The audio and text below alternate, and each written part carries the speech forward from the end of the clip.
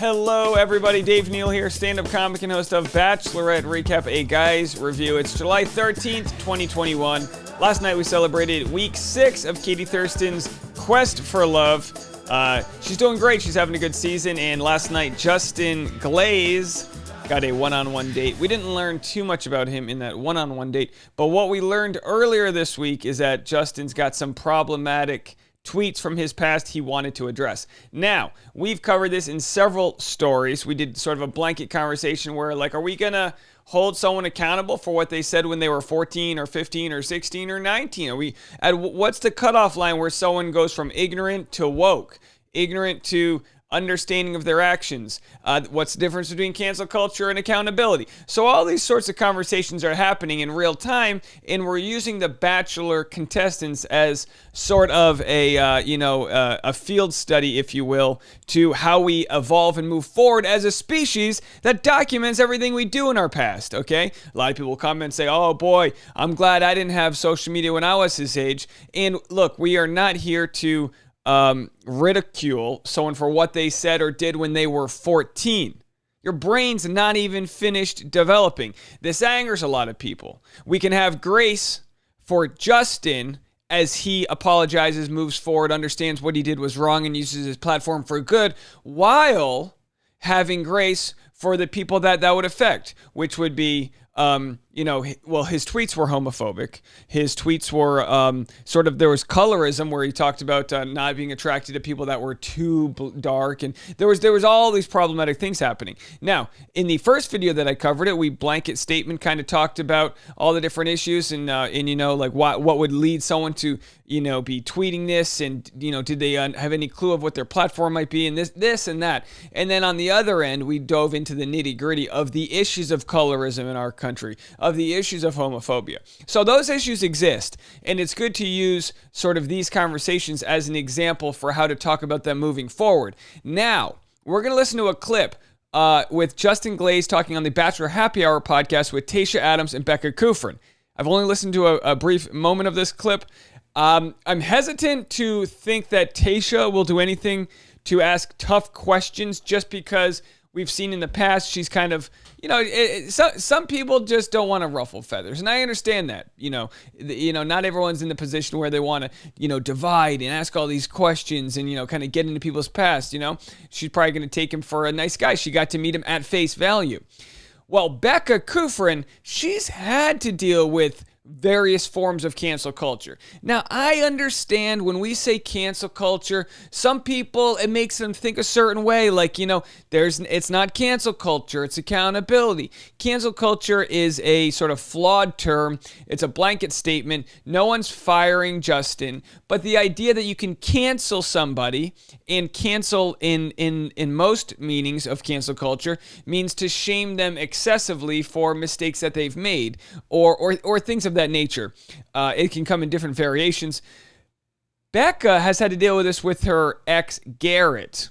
When her and Garrett were together, his old tweets came up. Now, they were probably not as old as when he was 14. They were like much more recent, in recent past, but, problematic behavior, liking jokes that might be deemed, racially insensitive or whatnot. So she's clearly got her own points of views about this. Let's hear what she has to say, and let's hear what Justin has to say in his first attempt to apologize. Now, a couple days ago when this all came out, people were commenting on Justin's Instagram saying like, are you going to address this, blah, blah, blah. And it was kind of thought that he was deleting a lot of comments, kind of scrubbing his account.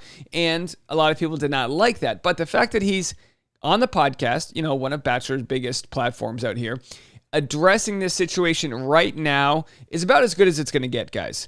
Addressing it as it comes up, my guess is as good as anyone else's. If he knew whether or not these tweets existed, I would think he had no idea he spoke that way.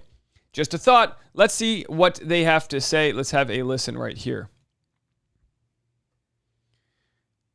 We got to address something, okay? We're just going to do it at the top of the episode to get it out there, because I think for so long, oftentimes it's easier to run from certain things, and it's easier to kind of just brush things under the rug and not address them. But within this past week, some tweets have surfaced that you had posted about, I would say, a decade ago, kind of bashing the LGBT community and just not great things that 16-year-old Justin had put out into the universe. And so I'm a big believer I don't believe in cancel culture. I believe that to actually learn and grow and make a change in this world and just in any interaction we have with people, you can't just cancel somebody. Like I want to give people the benefit of the doubt. And so I wanted to come here at the top of Happy Hour just to let you kind of address those tweets that came out, the mindset you were in at that point versus now. And then we can just get into it.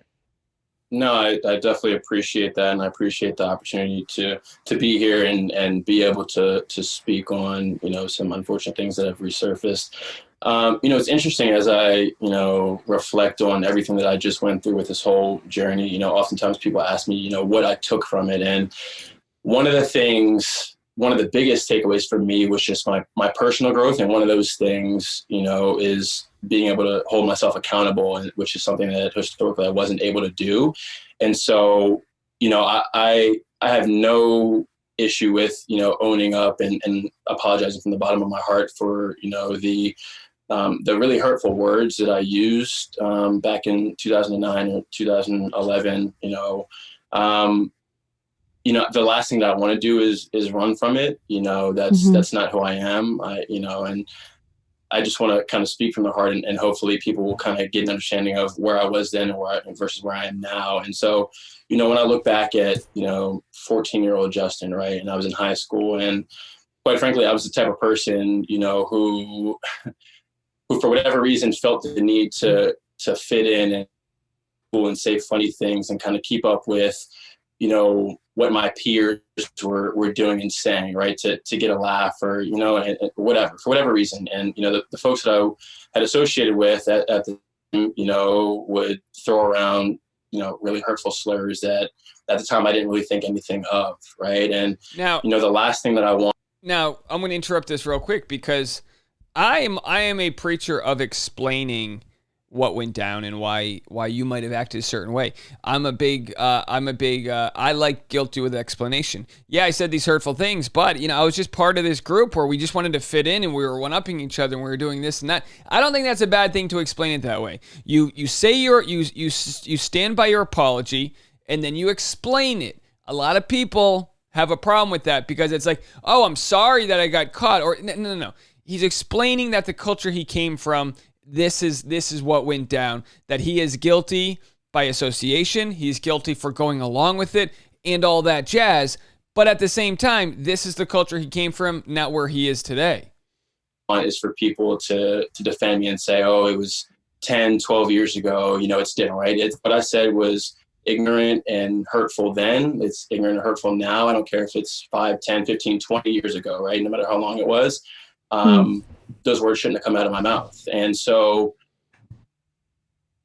I'm obviously in a much different place now, over a decade later as a 27-year-old, and I can look back and I'm obviously embarrassed and ashamed of the words that I use, in any context. They shouldn't have come out of my mouth or on Twitter or whatever, right? They're hurtful. And over those years, I know as I've matured and evolved and grown as a person, I'm a totally different version of Justin than I was now, right? And I know that those words would never come out of my mouth because I know that the weight that they carry, no matter what context they're used in.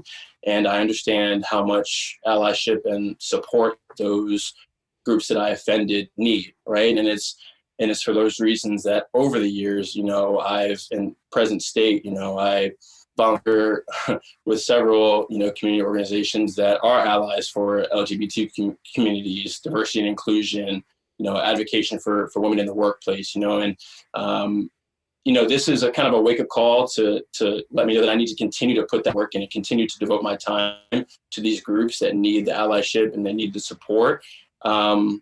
Because words can be hurtful and, it's unfortunate. I think, 10, 12 years ago, whenever it was, my underdeveloped brain, wasn't thinking, how can these words, hurt people, later on in life, if they were to ever resurface. And so, like I said, I'm not making any excuses. I need to be fully held accountable for my actions and for my words. And I fully understand that.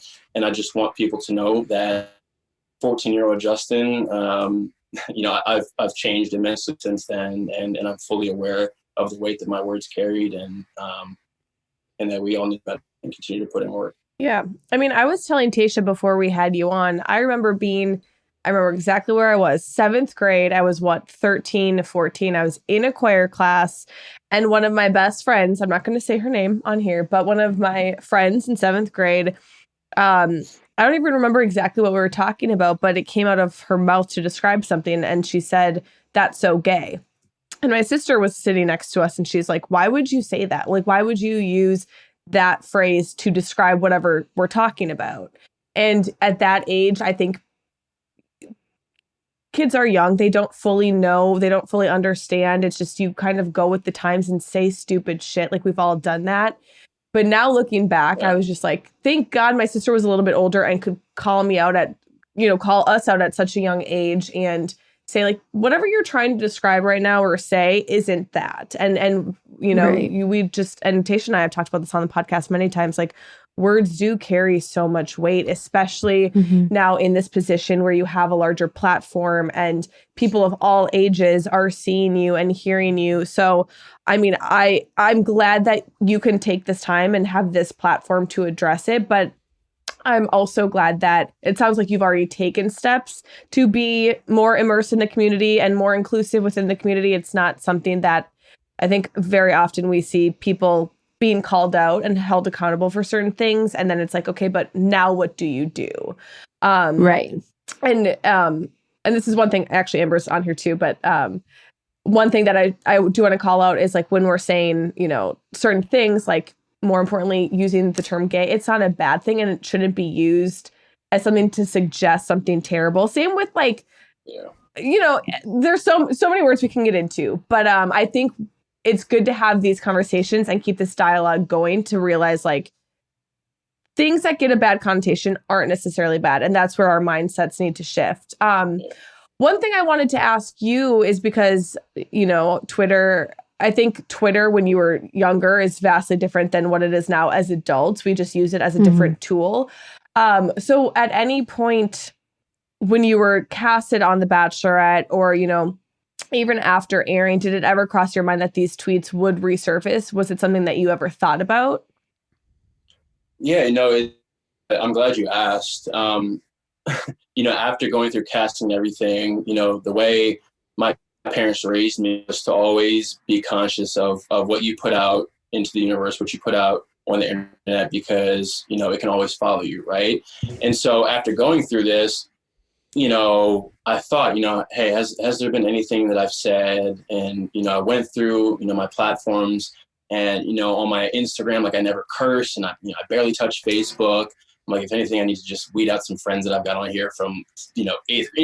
I didn't think anything of any posts. And on Twitter, I mean, in Twitter, I feel like it was such a new thing when I was in high school that clearly my Twitter fingers, went wild and said some things that, but, there was a few years in between up until, like, last week when I put out a tweet, for my faces, and I was like, I don't know who works faster, Twitter or the on my face. But up until that point, I really hadn't been a heavy Twitter user, so it didn't dawn on me, like, hey, let me go back and see, because, and maybe it was giving myself too much credit because I know the type of person that I am now who would never utter those words, right? And Becca, to your point, it's funny you mentioned, I was out not too long ago and somebody said as a reaction, "Oh, that's so gay." And I was like, people still say it. Why are you saying that? People still say that? So that's my mindset now. And it didn't cross my mind to think, hey, Justin, you were an immature, insensitive teenager at one point in your life. Go back and make sure that aligns with the person that you are today, and that's something that I should have done and didn't. In that moment, when that happened, I mean, because it sounds like it was pretty recent, did you feel comfortable calling that person out and saying, okay, what are you trying to actually say here? And okay. And that's what I think is so important, is to be able to have those conversations with people that you're close to, but also that you're not close to, because nothing's going to change. Come on, Tayshia. If we're never held accountable in that regard. Give us something. Yeah, I mean, it's, and aside from just wanting to hold myself accountable, it truly hurts me that I've hurt these communities because, like I just told you, there's so many instances where, I'm around people who can be so insensitive, and I consciously try to call those people out and say, why are you saying this? What message are you actually trying to get across? Let's find a different way to say that, right? And I've got friends that identify in the LGBT community, and it breaks my heart. One of them, I won't say his name, but he'll go around and say, gay blank, and I said, no, your name is this. We're not gonna go around saying, hey, it's gay so and so. It's that doesn't. I feel like people in that community sometimes, and as a Black man, I can relate, because sometimes you build these calluses, and you're so used to the microaggressions that perhaps as a coping mechanism you just accept it, right, to fit in and not make people feel uncomfortable, and that hurts me, right, because people in these underrepresented and communities that it can be that way. They need the support, they need the allyship, which is kind of what's driven me to be a part of these community groups that I devote time to. And I'm embarrassed at 14-year-old Justin who didn't have that mindset. Mm-hmm. I think if there's anything that we've learned in the past, well, for sure the past year, but even beyond that, it's okay to get uncomfortable. It's okay to have those conversations and that dialogue, because without it, we're not going to see any change or growth or acceptance. And I'm brave, again, Tayshia. I'm glad that you're able to recognize that and to be able to share your side of things, because I think it's an unfortunate reality that a lot of people have been in your position, have dealt with things that have probably said similar things. But you can recognize where the error of your ways was and where we move on from this. And the last thing I do want to say too is, this is such a heavy, deep conversation that I could sit here for hours and talk and get into it. Obviously our podcast is about the show as well, so we will get into that. But the last thing I will say is, for anyone out there who is offended or anything who has seen these tweets and felt some sort of emotion, being gay is beautiful and it should be celebrated. Being trans is beautiful and it should be celebrated. And what's great about the episode that we just watched last night is it includes parts of the LGBTQ community. We saw Franco host Your Date, Justin, and we saw two incredible drag queens come and host a date. And for me as a viewer, that's what we need to be seeing more of. We need to be including all walks of life. So she brings up a great point. It's great to include all walks of life, and have inclusion, because then you build empathy for people you might not otherwise ever have thought you'd relate to. Now, Tayshia didn't say one word this whole time. I'm not here to grill her. It's not about that. I feel like we're not getting something from her. And I don't know. You can sit on top of that PPP loan you got there, Tayshia. But listen, I think you need to be pushed within Bachelor Nation to be a bigger voice. Okay, you've got, and I get it. You've lived a life where you've not wanted to ruffle feathers, and you've been in a situation in Southern California over here where maybe, you've made it very clear as the lead of the Bachelorette that you weren't ready to have these uncomfortable conversations. And that's fine, and I get all that. I just think you're doing yourself a disservice by not sharing. I mean, you didn't say one thing. You know what I mean? I don't know. Well, it's not my place to tell you what to say. I just think it's you're a co-host of a show, and yet we've got Becca Kufrin leading the charge here. I don't know. You took the taxpayer money. You could talk a little bit more. All right, folks, we're being critical, but I think there's something to that. As far as everything Justin said, look, what level of shame? How ashamed can you be? Now, obviously, he said some nasty stuff. What wasn't addressed in this is the colorism. The tweet that was saying I wouldn't date a girl as dark as Flavor Flav. Now, while that doesn't seem like a big deal, if we're going to address the homophobia, we got to address the colorism. I made a whole video about this. Stella on Reddit and other people have kind of pushed me in the right direction to say, hey, look into this. Look into, we can take colorism all the way back to from the slave days all the way to modern Hollywood, and how colorism affects people's perceived thoughts on different types of colors within, what people think about people, right? So it's a tough subject to have. We've already talked a ton about it, but I would have liked if they addressed that a little bit. Justin made he gave his explanations. He said there's, no issue with apologizing, and for everything that he did wrong, he stands by his apology. He said he felt the need to fit in, embarrassed and ashamed. He's matured, evolved, and grown, and it's a wake-up call. And that's absolutely right. The brain doesn't stop developing till 24? Not to say that you stop making stupid choices at 24. It just means you're literally still developing all the cognitive abilities to understand what you're saying. That's what's so dangerous about teenagers, right? You got the testosterone starts to come in. You're walking around with like a man's body at some point, and you're an idiot still. So it's a real wake-up call, he says. He says, my underdeveloped brain wasn't thinking. Now, that's one of those things you don't lead with that. You don't lead with, hey, my brain's underdeveloped, because someone's going to be like, well, I'm going to cancel that undeveloped brain. But you don't lead with that so much. But it's the truth. Sometimes when you speak too much truth and have too much rational thought, it comes off wrong. Like, oh, you're blaming it on your undeveloped brain. But then like a scientist would be like, well, I mean, yeah, that's kind of what it was. Becca asked if he thought about his old tweets, and he says, nah, like I didn't even think about it. I didn't even think I had that as a problem. And I know this because I have had friends who say, oh my gosh, you know what? I would clean up my old tweets, and then I Google them, and I Google a couple of choice words, and all of a sudden I'm like, whoa, you thought you didn't have any bad tweets? So we don't know what we don't know. And yeah, Twitter was used back in the day as I mean, it still is, but like shoot from your hip messaging, with all your friends. God knows that like a 15-year-old just shooting from the hip, what they're going to get. So anyway, let me know what you guys think. Am I being too harsh on Tayshia? Or did she decide that it was her choice to stay out of it as the current co-host of the show? I don't think so. I think it's got more to do with the fact that she's probably more afraid to say the wrong thing. Becca there was kind of like, my friend called someone gay. It's like, yeah, of course. What are we going to be, crazy? We're going to pretend like those words don't exist? I come from New England.